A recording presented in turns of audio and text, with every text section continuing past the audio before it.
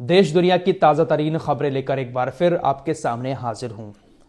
बहुत सारी खबरें हैं, लास्ट तक बने रहिएगा। सबसे पहले बात इस शख्स की कर लेता हूं, नेतन्याहू।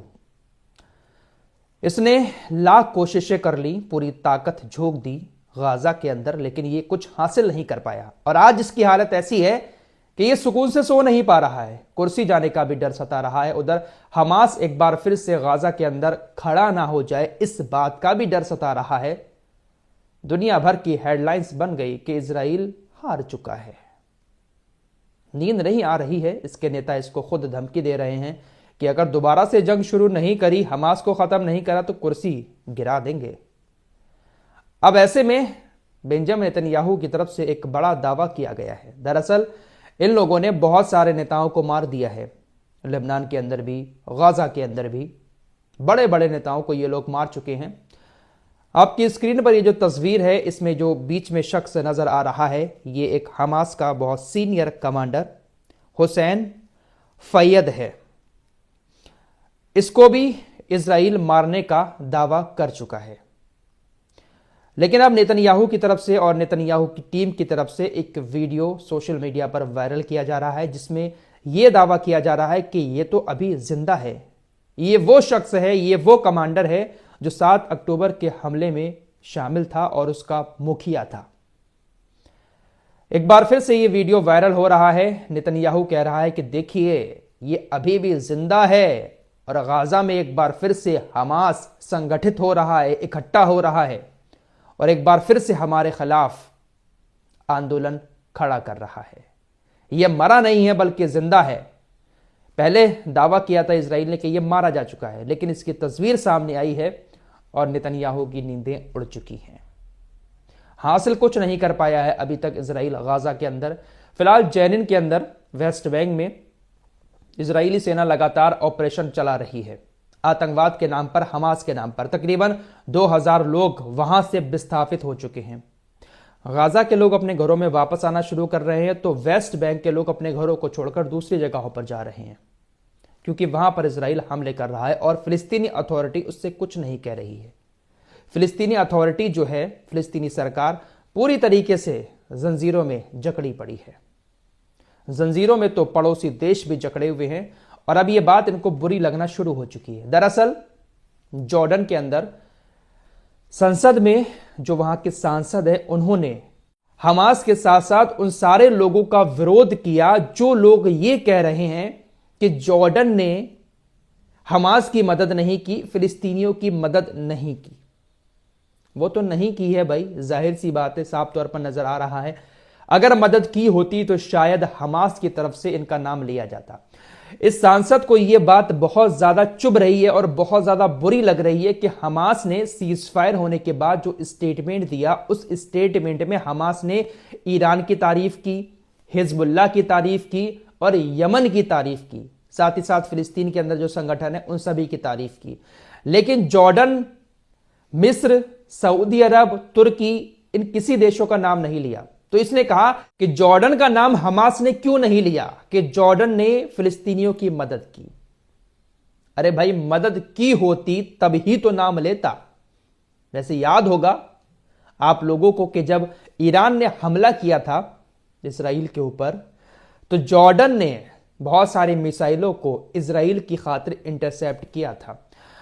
इजराइल के लड़ाकू विमानों को अपने एयर स्पेस का इस्तेमाल भी करने दिया था और हमेशा जॉर्डन इजराइल को अपने लड़ाकू विमानों का इस्तेमाल करने के लिए एयर स्पेस देता है। बाकी जो भी हमला अगर आ रहा होता है इजराइल की तरफ, उसको बीच में जॉर्डन की सेना मार गिराती है। तो इजराइल के लिए काम किया है जॉर्डन ने, हमास के लिए नहीं। इसीलिए हमास ने मना कर दिया।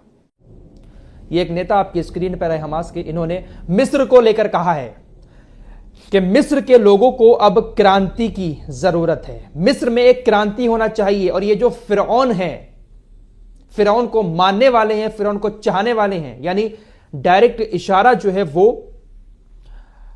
मिस्र के राष्ट्रपति, मिस्र के नेताओं की तरफ है कि इन लोगों ने कुछ नहीं किया, ये सिर्फ गुलाम बने रहे। इन्होंने कहा कि मिस्र ने हमारे लिए कुछ भी नहीं किया इस जंग के दौरान।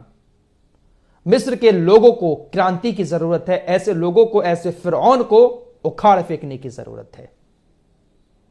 हमास को भी मालूम है अच्छे से, फिलिस्तीनियों को मालूम है अच्छे से कि सिर्फ एक दीवार की दूरी है गाजा और मिस्र में, लेकिन इसके बाद भी दीवार की इस तरफ गाजा के मासूम बच्चे भूख से तड़पते रहे, प्यास से तड़पते रहे, लेकिन मिस्र वालों ने कुछ नहीं भेजा, बल्कि एक बाकायदा और दीवार बना दी इस जंग के दौरान, ताकि इधर के लोग इधर ना आ पाए। हिजबुल्लाह और इजराइल की भी बात कर लेते हैं। हिजबुल्लाह और इजराइल के बीच इस वक्त सीज फायर किया हुआ है। 60 दिन का सीज फायर हुआ था, 26 जनवरी को यह सीज फायर खत्म हो रहा है। इस सीज फायर की डील में जो बातें तय हुई थी, इजराइल ने उन बातों पर अमल नहीं किया है। सीज फायर होते वक्त यह कहा गया था कि इजराइल की सेना इस बॉर्डर से वापस आ जाएगी पूरी तरीके से लेबनान के इलाकों को छोड़कर, लेकिन अभी तक इजराइल ने अपनी सेना को वापस नहीं बुलाया है। बेंजामिन नेतन्याहू ने अब डोनाल्ड ट्रंप से 30 दिन की इजाजत मांगी है कि भाई साहब 30 दिन की इजाजत और दे दो, उसके बाद हम अपनी सेना को वापस बुला लेंगे। यानी बेंजामिन नेतन्याहू अभी 30 दिन का समय मांगकर लेबनान में और तबाही मचाना चाहता है। हिजबुल्लाह भी उधर तैयार बैठा है और कह रहा है कि अगर ये अपनी सेना को वापस लेकर नहीं गए तो युद्ध फिर से शुरू होगा। देखते हैं भाई क्या होता है 26 जनवरी के बाद। सीरिया की भी बात कर लेते हैं। सीरिया के अंदर ये जो नए नेता बने हैं, इन्होंने कहा कि देखिए हम किसी भी देश से युद्ध नहीं चाहते हैं, हम इजराइल से भी युद्ध नहीं चाहते हैं, लेकिन अगर इजराइल कुछ करना चाहता है हमारे साथ तो फिर हम इजराइल के ऊपर दबाव डालेंगे। अगर इजराइल युद्ध करना चाहता है तो हम दबाव डालेंगे इजराइल के ऊपर। इजराइल इनके इलाकों में ना सिर्फ घुस चुका है बल्कि वहां पर अब निर्माण भी कर रहा है, बिल्डिंगें बना रहा है, सैन्य अड्डे बना रहा है। सैटेलाइट इमेजेस सामने आएंगी जिसमें जो गोलान हाइट्स है उससे तकरीबन 600 मीटर अंदर जाकर एक सैन्य अड्डा इजराइल बना रहा है सीरिया की जगह पर, और यह कह रहे हैं कि अगर इजराइल कुछ करेगा तो हम दबाव डालेंगे। इजराइल ने सीरिया के तमाम हथियारों को, तमाम हथियार डिपो को तबाह कर दिया इनकी सरकार आने के बाद। देखिए बशर अल असद की यहां पर तारीफ नहीं कर रहा हूं, वो मेरा कोई लगता नहीं है जो मैं उसकी सपोर्ट करूंगा, लेकिन इन्होंने भी इजराइल को रोका नहीं। इजराइल जो चाहा वो करता रहा। डोनाल्ड ट्रंप अमेरिका के राष्ट्रपति बन चुके हैं और राष्ट्रपति बनने के बाद लगातार वो नए नए फैसले ले रहे हैं। डोनाल्ड ट्रंप ने बहुत सारे अप्रवासियों के ऊपर प्रतिबंध लगा दिया है कि वो देश से निकाले जाएंगे। भारत को भी झटका लग सकता है क्योंकि बहुत सारे ऐसे लोग हैं जो रह रहे हैं वहां पर, नागरिकता नहीं मिली है, हो सकता है कि उनको भारत आना पड़े। साथ ही साथ ईरान को लेकर भी एक बड़ी खबर आ रही है। इनके साथ ये जो नजर आ रहा है शख्स डोनाल्ड ट्रंप के साथ, ये ईरान के थोड़ा सा फेवर में बात करता है और इसको एक बड़ा अहम पद सौंपने वाले हैं डोनाल्ड ट्रंप। तो ऐसा माना जा रहा है कि जो परमाणु डील है वो अमेरिका के साथ ईरान की हो सकती है। डोनाल्ड ट्रंप ने भी यही कहा कि हम ऐसा चाहते हैं कि इजराइल ईरान के परमाणु ठिकानों पर हमला ना करके हमारे साथ बातचीत करे परमाणु डील को लेकर, तो ये ज्यादा बेहतर रहेगा। हम भी यही चाहते हैं कि ईरान से बातचीत हो परमाणु डील पर। तो ये जो शख्स दिखाई दे रहा है इसको एक अहम पद सौंपने वाले हैं और ये ईरान के साथ मिलकर शायद हो सकता है कि अमेरिका से कोई संबंध बनाने की कोशिश करे। फिलहाल डोनाल्ड ट्रंप को एक यहूदी संगठन ने एक लिस्ट दी है। उस लिस्ट में उन बच्चों के नाम लिखे हुए हैं, आपने सुना होगा पिछले साल प्रो पैलेस्टाइन जो प्रोटेस्ट हुए थे फिलिस्तीन के समर्थन में यूनिवर्सिटीज और कॉलेज में अमेरिका के अंदर। आपने देखा होगा किस तरीके से अमेरिका की पुलिस ने बच्चों को मारा था, बहुत सारे बच्चों को अरेस्टिकेट भी कर दिया गया।